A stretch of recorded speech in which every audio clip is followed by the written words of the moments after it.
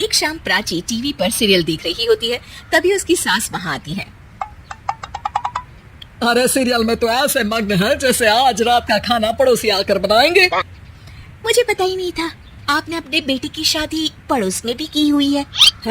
मतलब? मतलब इस घर में सारा काम बहू ही करती है, आप तो सिर्फ खर्राटे मारती हैं। अच्छा जी, फिलहाल तो तुम आराम फरमा रही हो, चलो जाओ, ये मेरी टीवी देखने का समय है। आहा, इसीलिए मुझे भगाया जा रहा है। सॉरी, अब तो बिल्कुल नहीं जाऊंगी।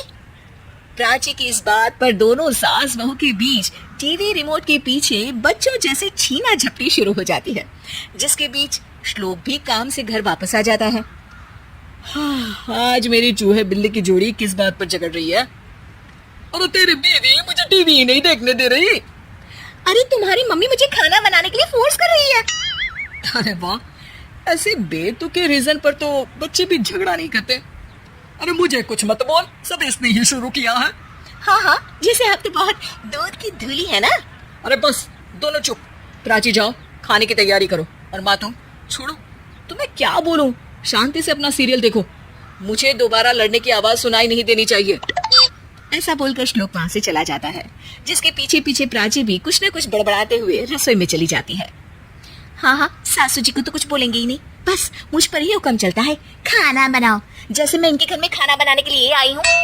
इसी तरह शाम बीतती है और रात को श्लोक और प्राची की सास खाना खाकर सोने चले जाते हैं, लेकिन प्राची गुस्से में कुछ खाए बिना काम में ही लगी रहती है। इस घर में किसी को घंटा फिक्र नहीं पड़ता, मैं खाऊं या भूखी रहूं। प्राची कुछ देर के लिए रसोई से बाहर जाती है और जैसे ही वापस आती है तो वहाँ दूध का भरा ग्लास देखकर हैरान रह जाती है। फिक्र पूरी है, बस दिखाना नहीं है। प्राची दूध पीकर सोने चली जाती है और अगले सुबह एक बार फिर सास बहू का कार्टून नेटवर्क स्टार्ट हो जाता है। ये तुमने ही किया है। अरे अजीब जबरदस्ती है, मैं बोल रही हूँ मैंने कुछ नहीं किया। दोनों ने मिलकर पूरे घर को पागल खाना बनाया हुआ है। यहाँ कोई नॉर्मल इंसान तो रह ही नहीं सकता, इसीलिए अब पड़ोसी क्या रिश्तेदार भी घर आने से कतराते हैं। और सुन बेटे, तू भी चंगा, तेरी माँ भी चंगी, तेरी बीवी भी चंगी, रिश्तेदार। हाँ जी, आपको नहीं पता क्या, गंगाधर ही शक्तिमान है, रिश्तेदार ही। हाँ, बस समझ गया। कभी जानवरों जैसे लड़ेंगी तो कभी जुगलबंदी करेंगी। भाई मैं आप दोनों के बीच में नहीं फंसना चाहता। सास बहू की इस मनमौजी जोड़ी से परेशान होकर श्लोक अपना सिर खुजलाता वहां से चला जाता है। चलो अब मैं भी कीर्तन में जा रही हूँ।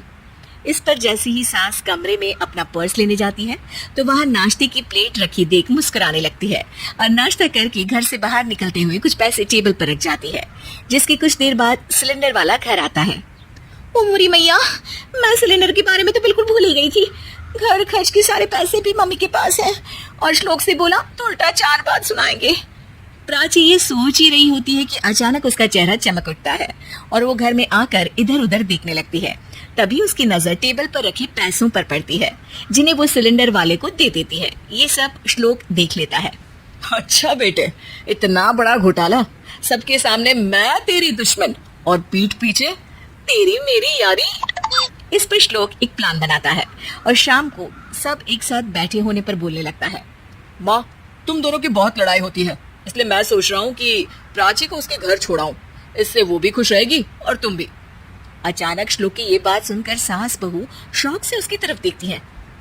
अरे ऐसे कैसे घर छोड़ाओगे, मुझे कहीं नहीं जाना। अरे तुमने बोला नहीं पर मैंने सुन लिया, तुम्हें मम्मी के साथ रहना अच्छा नहीं लगता, मुझे पता है। अरे वो अरे जब बहू खुद कुछ काम बोले तो वो तुझे सुनता नहीं, और अब जो इसने बोला ही नहीं वो तू समझ गया। जब उसे नहीं जाना तो फिर जबरदस्ती क्यों कर रहा है?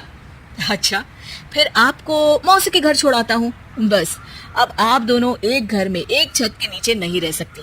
मैं इस टॉम एंड जेरी की जोड़ी को और नहीं झेल सकता। हैं? ऐसे कैसे नहीं रह सकते? तुम्हें इतनी दिक्कत है तो तुम्हारा बोरिया बिस्तर पैक कर देती हूँ, लेकिन मम्मी जी कहीं नहीं जाएंगी। बिल्कुल यही सुनना था मुझे।